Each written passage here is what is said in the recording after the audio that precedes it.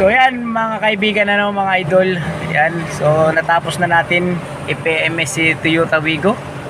So yun, chinik natin ang brakes, makakapal pa siya, fan belt, transmission fluid. Kasi 16,000 kilometers pa lang naman ang tinatakbo niya dito na dinala sa atin, ano, nung kapatid ni Mrs. no. Alright mga boss, napaka-basic lang gawin ng PMS ni Wigo. Fully synthetic yung nilagay natin langis.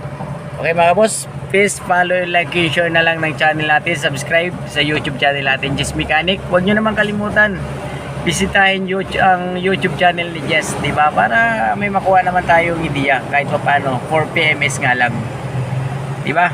So yun lang mga boss, ingat-ingat tayo lahat. God bless. Yan, bago tayo gumawa, magtrabaho, kahit anong ating gagawin sa buhay, huwag munang makalimot sa taas, humingi kay Lord ng pasasalamat. Okay mga boss, huwag natin kalimutan, doon muna sa kanya tayo hingi ng lakas, diba?